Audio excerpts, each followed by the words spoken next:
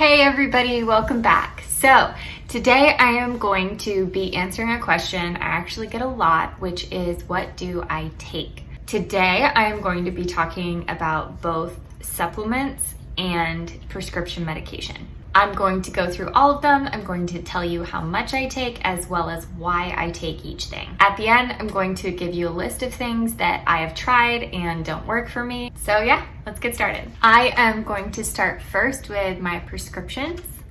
This is hydroxychloroquine. It is probably one of the most common things that people with autoimmune diseases take. Ankylosing spondylitis takes it. Some RA patients take it.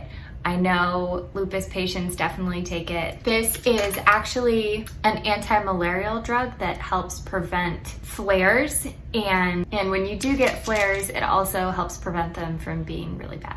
This I take 200 milligrams of once a day. I used to take 200 milligrams twice a day. With this, you have to be careful and make sure you get your eyes checked at least once a year by an ophthalmologist, not an optometrist. You're not testing eyesight, you're testing eye health. This is one of the medications that I will be on until I die, unless it starts messing up my eyes. Then we need to back up and try something else.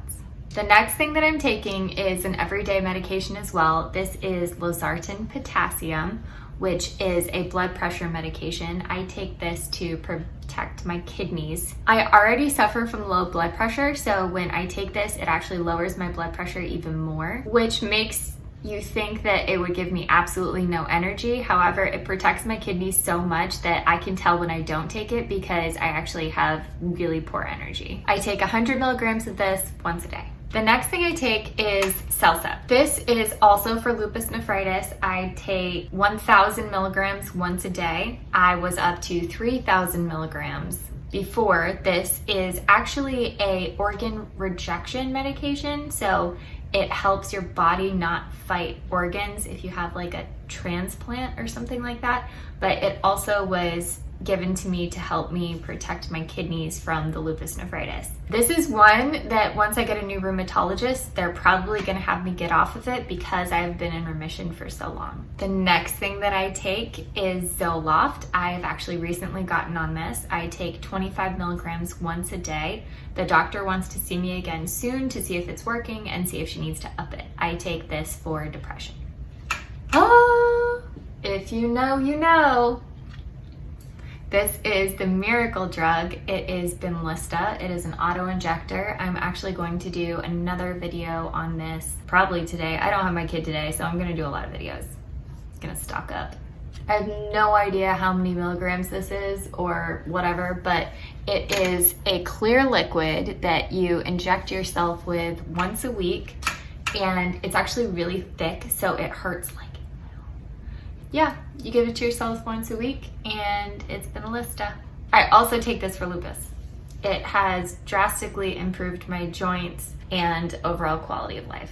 That is all the prescription medications I take. The next thing I am going to go through is all of the vitamins and supplements that I also take. I will say that each and every one of these was either recommended to me by a healthcare provider or something that I have found really, really helps me. I do not recommend just taking a supplement because some website says that it's a good idea. I highly recommend doing a vitamin and mineral panel if your doctor will okay that, where they actually take your blood and test for any deficiencies. Highly, highly, highly recommend that.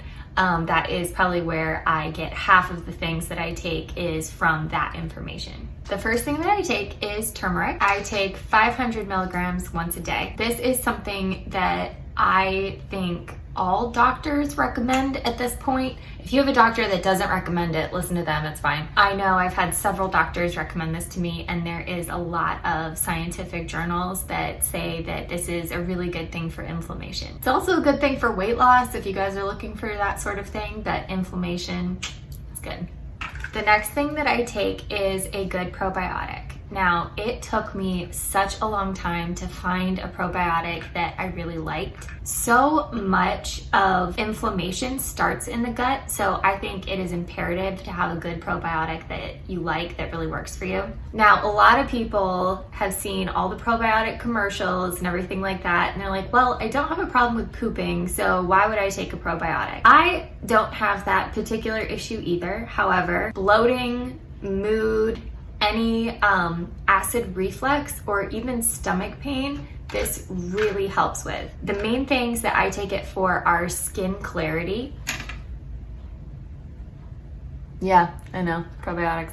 And mood. If I don't take this, I'm not in a good mood. Highly recommend. If you want to take this particular one, it is Gut Instinct by Hum. If you want to take Hum vitamins, I actually have a code. You can get $10 off through it. I get $10 off. You get $10 off up to like 5 people or something. So I'll let you know if it runs out. But I'll have my code in the description if you want. Hum is so great because they are very affordable. I used to pay $45 for a 30-day supply of a probiotic that wasn't really working for me. And then with Hum, I think it's $26 if you buy them individually, but if you buy 3 at a time, it's $48. And that is a 3-month supply, which is not bad at all. They make them fresh, which is amazing, and they mail them right to your door. So I actually have 3 vitamins that I take through Hum. The next one that I take is an omega-3. It's OMG by Hum. It's an omega-3 fish oil fatty acid supplement. This really helps with skin clarity, also with joints. I had a doctor recommend this for my joints. If you find a cheaper one, if you find a better one, go ahead and take that if you want to, but there is a lot of scientific evidence that says that that suggests that this is very helpful for joint pain. Another one that I actually just started taking is Collagen Love by them. I usually would take either the liquid collagen or the powdered collagen in my coffee. However, I wanted to at least try the supplement so that I didn't have like a powder and a bunch of pills that I had to take every day. So I'm brand new on it, but hopefully it goes well, and that's what I'm on right now. This is also for joint pain. If I don't take collagen, I notice a massive difference. So this is imperative for me to take every day. The next one I'm actually going to show you together. It is folic acid or folate, as well as biotin. These 2 things help with hair. I experienced so much hair loss after my diagnosis. I was almost completely bald, just fuzz, long peach fuzz on my head basically. And then actually when I went through my divorce, I lost over 50% of my hair in about 4 months. So that was terrifying. I went to my doctor and I was like, I don't know what to do. And she recommended taking both of these things together. She told me to come back if it was a real issue, and there might be some hair stimulation shots she could do and everything. But she's like, try this first and then we'll go that route if we need to. And this works. I take these every single day. I take 400 milligrams of the folic acid and 10,000 milligrams of the biotin. Basically, I just take 1 pill of each, whatever they look like, and it seems to work for my hair growth. Now, these 2 I'm actually going to mention together as well, because these were things that when I did a vitamin and mineral panel, they came back as things that my blood was definitely deficient in. Vitamin A is the first one. This is one that you cannot take when you're pregnant. So if you're looking to get pregnant or anything like that, please do not take this. However, I stopped taking it during my pregnancy, and then as soon as my pregnancy was over, I forgot to get back on it.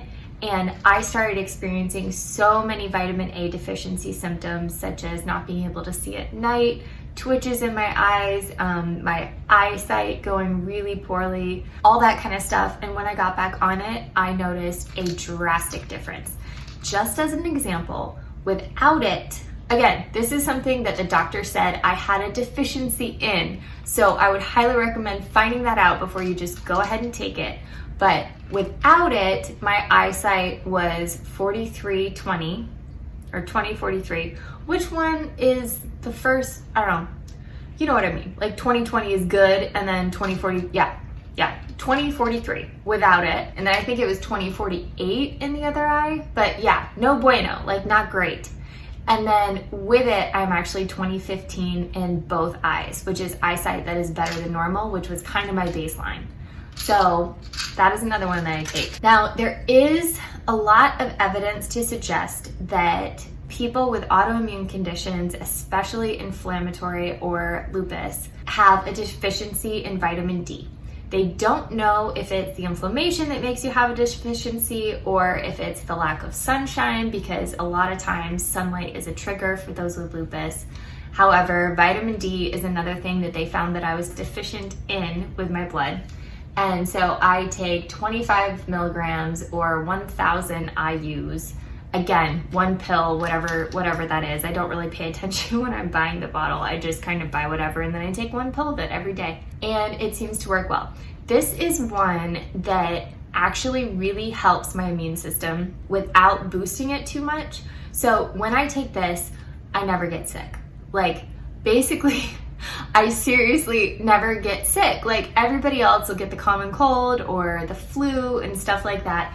I don't. So I definitely attribute it to this, because whenever I stop taking it, my mood plummets and I always catch a cold. So I would highly recommend checking this out if you are deficient in it. And again, I am not a doctor. Please, please, please talk to your doctor. So I am going to talk about a few things that I've tried that did not work well for me. These are things that you might be deficient in and might really, really need for yourself. So definitely play around with them, talk to your doctor, do all those things. Vitamin B does not agree with me. Vitamin B6 I can tolerate. Vitamin B12 is completely off the table. I will take it and get a migraine no matter where I am, no matter what I am doing in life. Vitamin B12 is something I cannot take. Another common one that people often recommend that I cannot tolerate is magnesium. It makes me feel like I am drunk. I will get so tired, I'll get a headache, I will slur my speech. The next day, it'll be one of those days where I feel like I can't open my eyes all the way. And that is even if I take a very, very low dose. So magnesium is another one that I really cannot tolerate. I can, however, tolerate Epsom salts and magnesium creams. So it's more of a topical thing that I'm okay with, and obviously that is a very low dose compared to any supplement that you would take. So the calm powders, the magnesium supplements that are like gummies or chocolates, I can't take. And then pills are like just completely off the table. Another one that gets a lot of hype that I cannot tolerate is ashwagandha. That is one that has more of an antidepressant or an anti-anxiety effect on the people who take it. I cannot take it. It is similar to the magnesium where I feel very subdued, I feel very tired, and it is just a bad idea in general. The next one I cannot take, not ever, is iron. I've actually had iron infusions in my past and they have drastically helped. However, whenever I take an iron supplement, it's the same thing where I get really slow, my joints feel like they're achy, I tend to get headaches, supplements, so I don't know what it is. And I've taken like the Floridex where it's like very high quality liquid iron that is just very helpful, and I cannot take it, I cannot tolerate it. Finally, one that gets a lot of hype that I can also not tolerate is vitamin C. And with vitamin C, it tends to boost your immune system, which is absolutely amazing. It's great for those people who do not have an autoimmune disease and do not have the issue where their immune system is trying to kill them anyway. Those are the supplements that I take, the reasons why, and also the ones that I do not take and the effect that they have on me. Let me know what you're taking, let me know what helps you, what your doctor recommended, all those things in the comments. And as always, I'm here if you need me. See ya.